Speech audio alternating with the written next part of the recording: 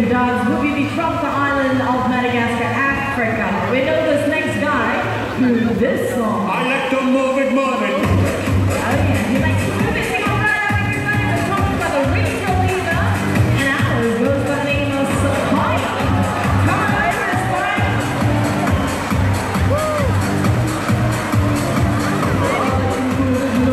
Yeah, all the way. Well, the regional leader, amongst the most versatile acrobats of the rainforest. In case you're wondering, that sprint was possible simply because of his tail. Don't know if you noticed, but it moves rapidly from right to left. That movement allows him to maintain his balance, especially when he's moving high off the ground.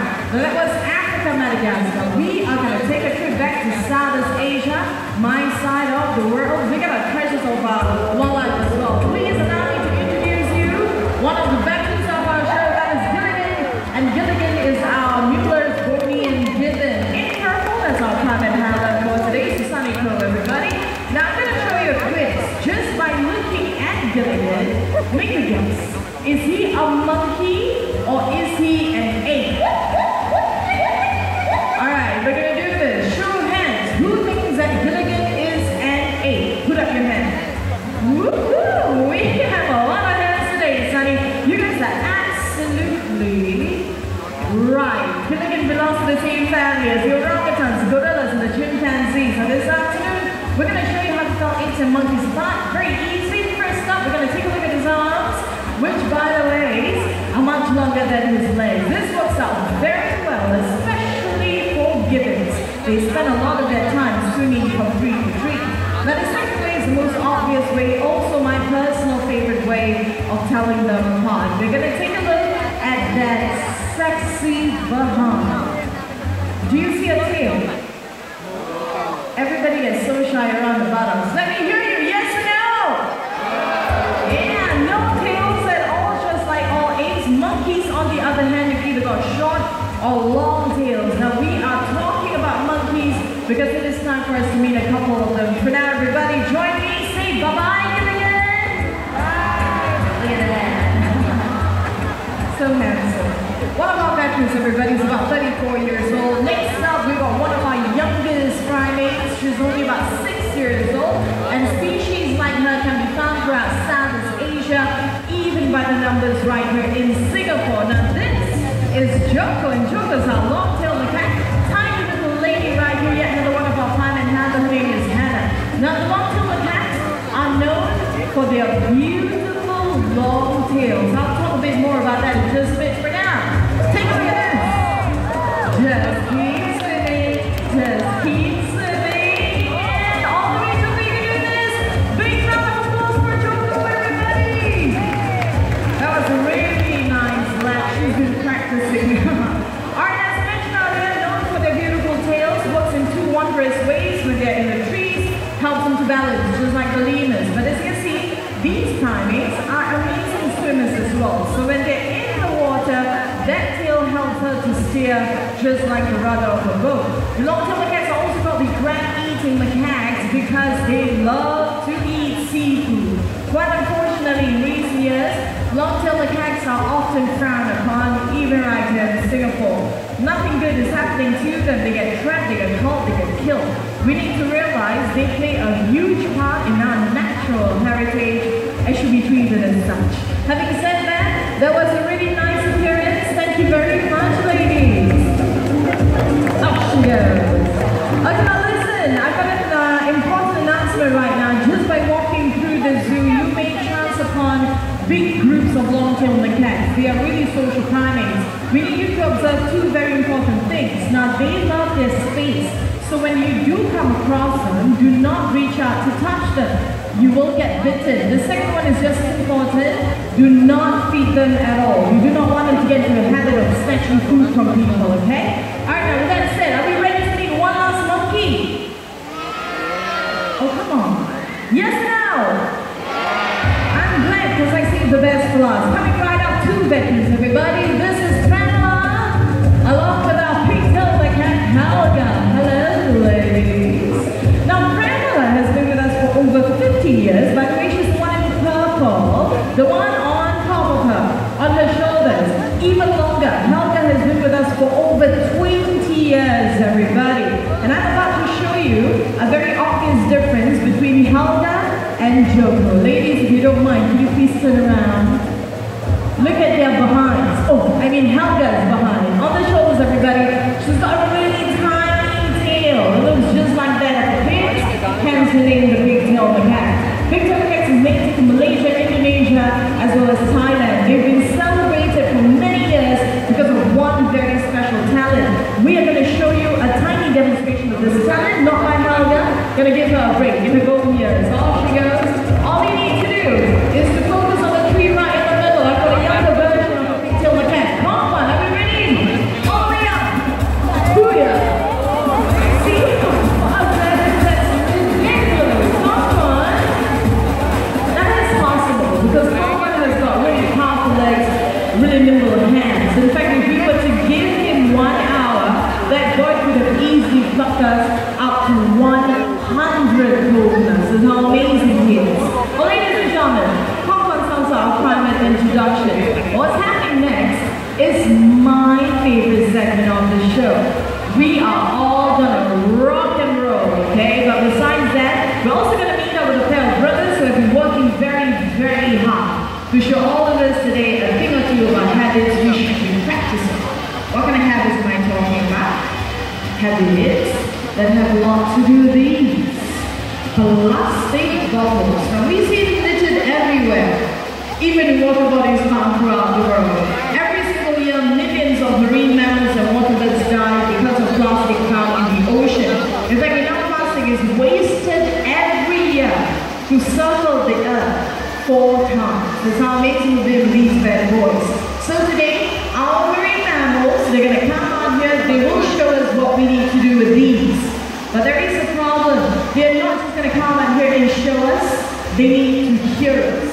This is where you come in. On the count of 3, I need all of you to join in to this beat. There you go. Some of you are getting along really, really well. Now, it's very easy. 2 stomps of your foot and then 1 clap. And just to make sure that everyone's on the same page, we're going to do a practice session first. Okay, are you guys with me? Yes, and free your hands. No claps. Come on. Free hands. On the count of 3, 2 stomps of your foot, 1 clap, that's it. Okay, here we go. 1, 2, 3.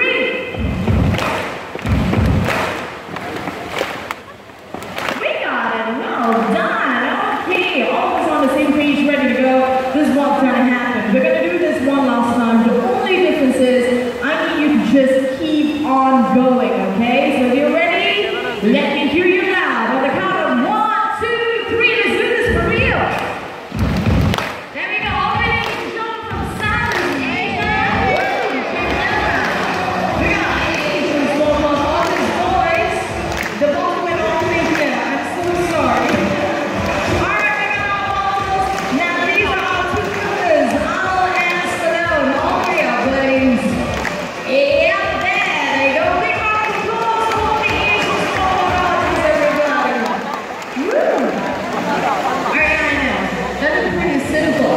But then if you think about it, simple acts multiplied by a whole lot of people will make a difference. And besides, we're all out to prove that if animals as small as the Asian smallmouth otters happen to be the smallest of all 30 species of otters in the world, these boys can do it, so can we. It takes very little effort and it does the environment a whole lot of good. So I tell you what, I have a little project for all of you today. Right after the show, if you've got any trash, any empty bottles, can we toss them into the bins right at the top? Yes or no? It is 2017. Let me hear a louder yes, yes, no! Alright, I'm going to hang on to that promise. Thank you. Alright everybody, we love the otters. They're playful, intelligent, extremely furry. But then your visit right here with the Rainforest Fights Back is not complete unless we take a walk into the darker side of wildlife.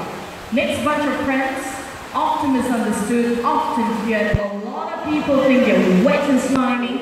Some of us think they bite with very little reason or warning. And then we get very nervous when we hear this sound. Yes. What are we talking about? Snakes, yes. Whether we love or we fear them, snakes are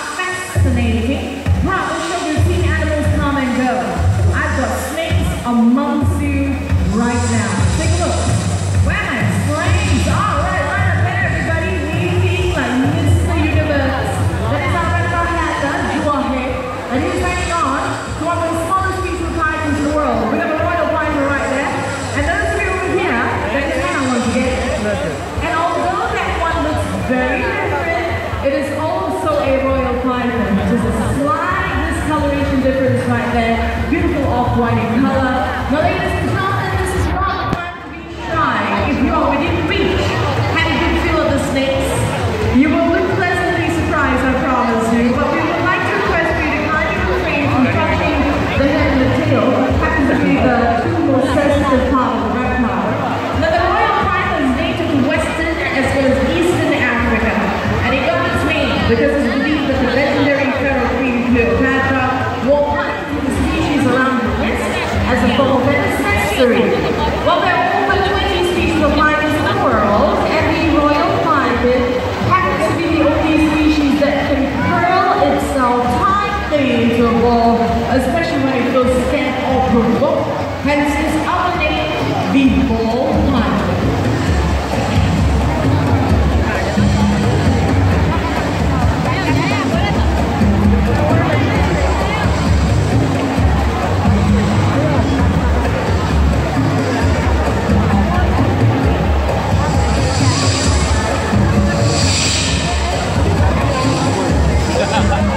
Always popular, non-stop, impossible. A couple of years down the road, I'm not doing too bad myself. But this afternoon, I would like to help somebody else. Somebody who has a fear of snakes, preferably an adult. So who wants to try? The adult. Okay, you got to have it cool. If you have a fear of snakes, the last thing you'll be doing is this. So, we're going to play a little game called sabotage. You know someone who has a fear of snakes? You need to point out to the person. I'll get the person down here to come here and join me. So, 1, 2, 3, point!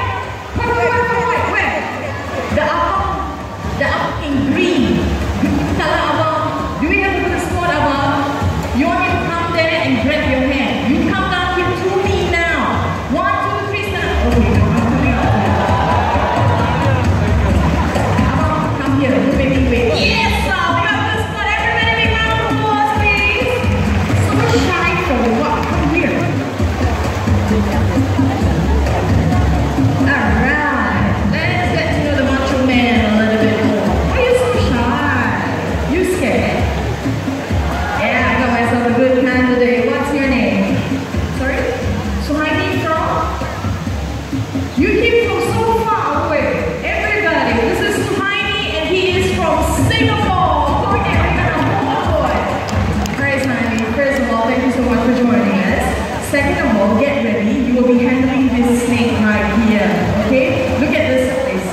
1 to 100. No need to be so scared. And we're going to make sure you get a nice photo.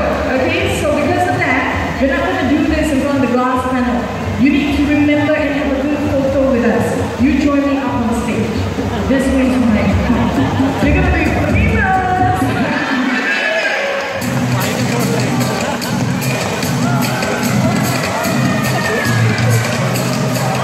Alright, time to do a few more steps. Watch your way, okay?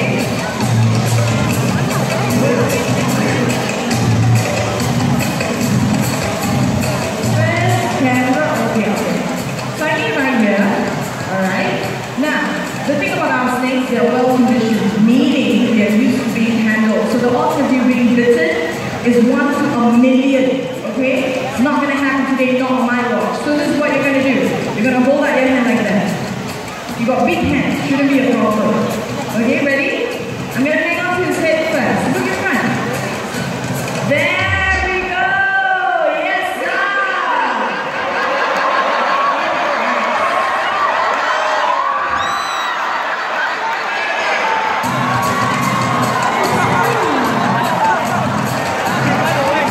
You saw the snake, but you guys need to be in my position. I can hear these dead people screaming in my ear. Tiny, stop it. Okay, now, the thing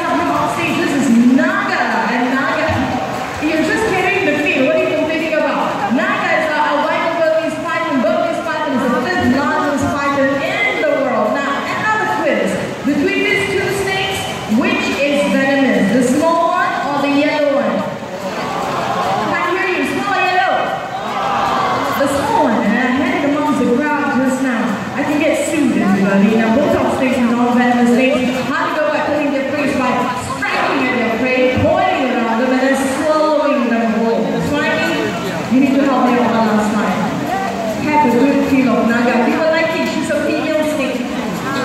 Okay, now we have a good fifth joke. No, cannot. No, I have one. Wait a minute. Okay, now. You tell me, is she wet and slimy or smooth and dry? She's very smooth and dry. The only reason why snakes appear wet is because of like the glistens of their scales that gives them a very glossy sheen. You're doing great. One last thing, we're going to give you a nice photo. Look at your wife. 1, 2, 3. Okay, slimy portion is over. Hands off Naga. The guys will take over from there. You're come this way, please.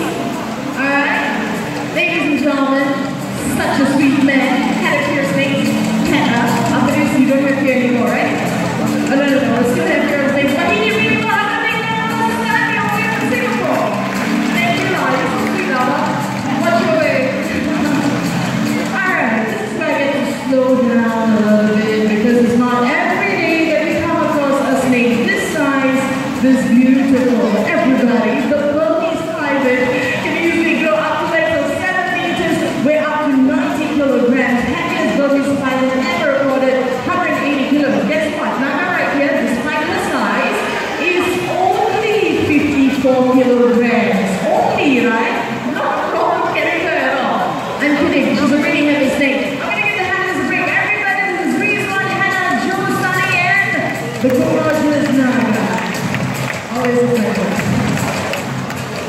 Alright, now listen. There's actually a really good reason why we host presentations like this. I do this because it's fun. But most of the time you do it because we enjoy sharing the beauty of the animals we've introduced to you so far. That's the few. We've got the primates, the lemurs, otters, and the snakes. But then more importantly, we host presentations like this because you need to know what's happening to these animals in the wild. The truth is, and I'm pretty sure you guys are aware of this too, what's happened to these animals are not good at all. We've caused pollution, deforestation. As a result, they've suffered. They lost their homes, they lost their lives. Comes down to this. Do we still want to be a part of the problem, or at least start being a part of the solution? Take a minute.